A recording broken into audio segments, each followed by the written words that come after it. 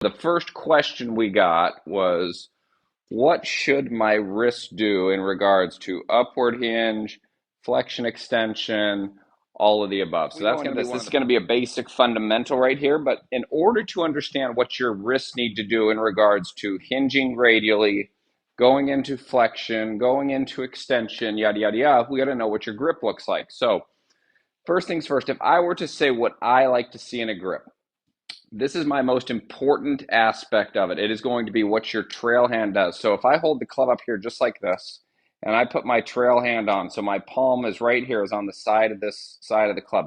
My palm right here is going to be a direct relationship of what the club face is. So if my palm goes down, face goes down. If my palm goes up, face goes up.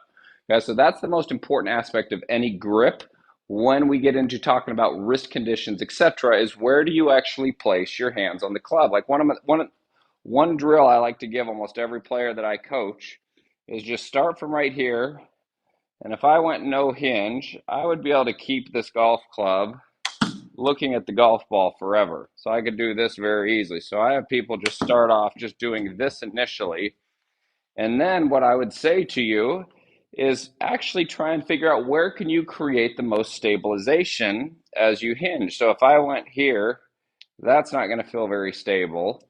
If I just went straight into a radial upcock here and I didn't go into any extension. So the only way that I feel like I can get this club into a strong position from here is to actually hinge it to where it's an extension. And the reason that is when I hinge into extension, this is a strong, strong position for this wrist to be in. I can support my body mass with it. I do push-ups this way. I can hold a lot of weight. I can kettlebell press. Whereas flexion's a little bit harder. There's not as much strength. This is where people sometimes they might injure forearms. They can get wrist injuries. They can turn into shoulder injuries. These are just things that can happen. I'm not saying they will happen, but these are things that can happen. So I'll start off. Once we get our hands on the club and we understand that relationship is one, how can I keep this looking at the golf ball for as long as possible? And then where could I actually feel like I load this? Where do I feel like I have the most control in regards to this loading pattern? And for me, it's always going to be into extension, and then I can start to add body turn there. So the trail hand is by far way, way, way more important, in my opinion, than what the lead hand is. Now, when we go into the lead hand, so if I went here and I opened up my left hand, where I like to see the club for me personally is I like to get it down here in the fingers. I'm going to wrap my fingers firstly, and then I'm going to get this going right on top. And you'll notice I've got a V that's going more towards my right shoulder, in between my chin and my right shoulder. Now, if I was weaker, I'd be placing the grip more kind of in my palm, partially in my fingers, and this would be here. Now, this is important to understand because this is going to affect what we need to do with our wrists in the backswing and how we get it to work. So like let's go a weak grip player. So a weak grip on the lead hand, this player, to keep the club face square, is going to have to go into more flexion. This is the only way that I can keep this score lines on this club square to what my back line is. Now I can still have my trail hand in the same spot, and so we can still get away with getting pretty good shots right there. Just another way of doing it. So everybody's got their own way. Like I'm not going to tell you you have to grip it this way or you have to grip it that way, because there's always ways that we can sync it up. Now, if you're a strong grip player, you're going to be way down here in your fingers, almost right in here, and you're going to see this V is going right of where my right shoulder is, and you'd be able to look down and see a bunch of knuckles there. Now, this person can keep their wrist in the same spot all the way to here, so I still have cup here in my left wrist, and I can still hit pretty good golf shots right there as well.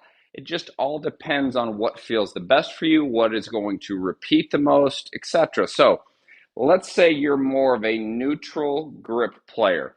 One of the best things that I would say that is on the market right here is the George Gankis, the G-Snap, for the lead hand, and even more so for the trail hand. So like if I put this on my lead hand, okay, this is not going to work if I have a very strong grip. This is a pointless drill to do if you have a strong grip. If you have a weakish grip or a neutral grip, this is actually a very useful tool. Okay, so as I get this right here, so when I do a one-piece takeaway, so going into what the wrists do for a neutral grip player, okay? For me, I don't like to feel any movement in the hands until this golf club has passed my trail leg.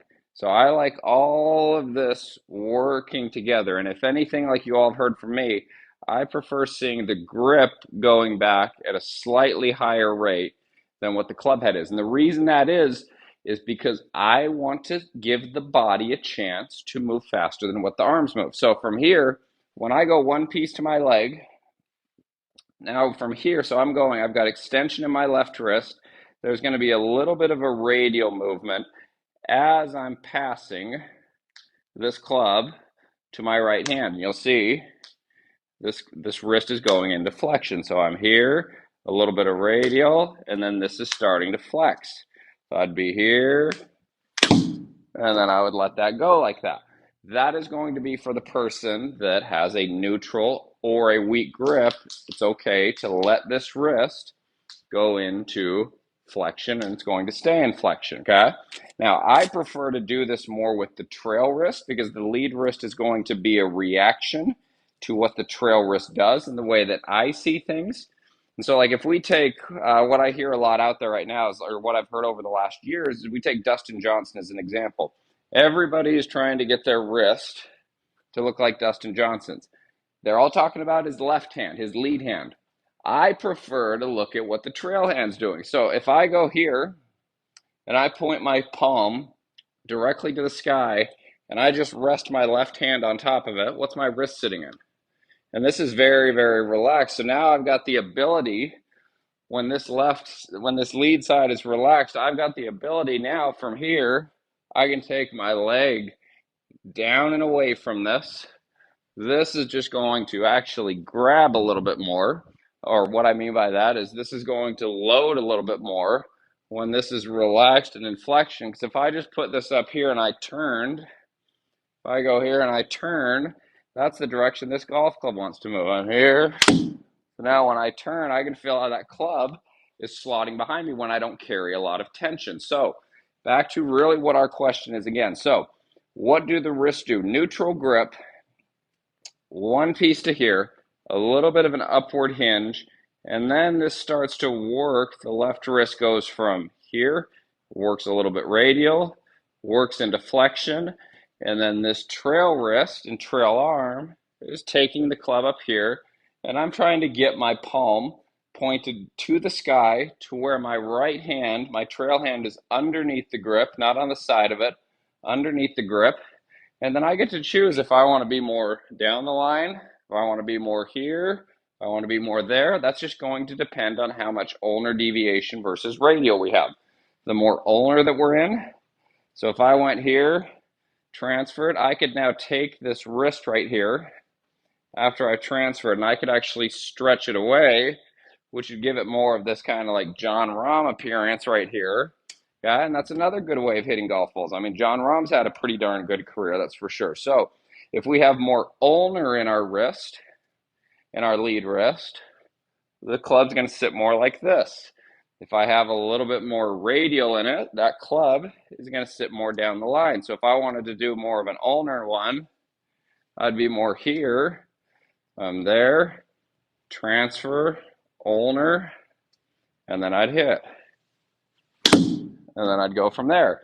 Now that's not my favorite feel personally, but there's a lot of players that I've coached that really like that feel.